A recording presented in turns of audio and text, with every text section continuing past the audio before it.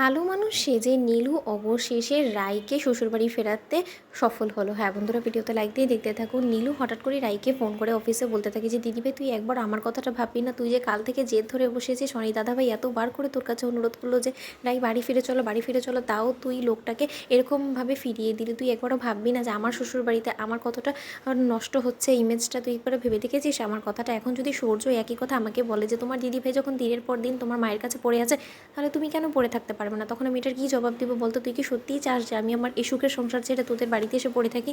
কথা শোনা মাত্র রাই বলতে থাকে যে দেখ নীলু, আমি কোনোদিনও চাই না যে তোর সুখের সংসারে কোনো রকম কোনো আমার কারণে অসুবিধা হোক, কিন্তু তোর যদি এটাই সত্যিকার অর্থে মনে হয়ে থাকে যে না আমার কারণেই সূর্য হয়তো বা তোর কাছে এই কথাটা ভবিষ্যতে বললেও বলতে পারে, তাহলে আমি বরঞ্চ বলবো যে আমি তাহলে সূর্যের সাথে একবার কথা বলে দেখি। তখন এই কথা বলা মাত্র নীলু বলতে থাকে যে দিদিভাই এইসব কিছু না করে তুই একবার অন্তত নিজের শ্বশুরবাড়িতে ফিরে গিয়েই দেখ না, ওখানে তো এখন তোর জন্য সকলের মন মানসিকতা পরিবর্তন হয়ে গেছে, তাই না? আগের মতন সকলে তোর সাথে বাজে বিহেভ নাও তো করতে পারে।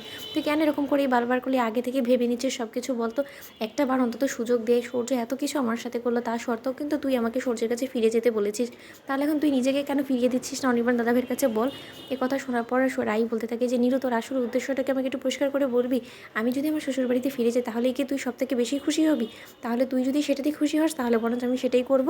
ঠিক আছে, আমি তাহলে সিদ্ধান্ত নিয়ে নিলাম, এই মুহূর্তেই আমি বাড়ি ফেরা মাত্র ব্যাগ ট্যাগ প্যাক করে আমি অনির্বাণের কাছে ফিরে যাবো। এবার নিশ্চয়ই তুই ঠান্ডা হবি। তখন কথা শোনা মাত্র নীলু মনে মনে বলতে থাকে দিদিভাই আমি তো সবসময় এটাই চেয়েছি যে তুই যাতে তোর সংসারে সুখে থাক, তাহলে অন্তত আমি আমার সংসারের দিকে একটু হলেও মনোযোগ দিতে পারবো। কারণ যতক্ষণ পর্যন্ত না তুই শ্বশুর বাড়িতে যাচ্ছিস ততক্ষণ পর্যন্ত সূর্য কোনো মতেই তোর প্রতি সহানুভূতি দেখাতে পিছপা হবে না, আর ততক্ষণ পর্যন্ত সূর্যের মনে আমি কোনো মতে জায়গা করতে পারবো না।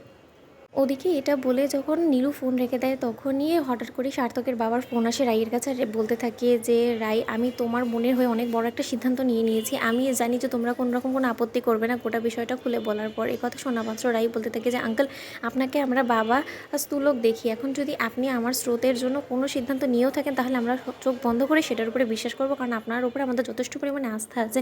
স্রোতের মাথার উপরে ছাদ নিয়ে আপনি খুব ভালো করেই জানেন। এখন সেই ছাউনিটা যখন আপনার কাছ থেকে ও পেয়েছে, তাহলে কেনই বা আমরা আপনার কোনো সিদ্ধান্তের উপরে প্রশ্ন করব বলুন তো? আপনি সব কী বলছেন আঙ্কেল? তখন এই কথা বলা মাত্র স্রোতের এই কথা বলে সার্থকের বাবা বলতে থাকে যে অনেক বড় একটা গেম প্ল্যান করে ফেলেছি আমি।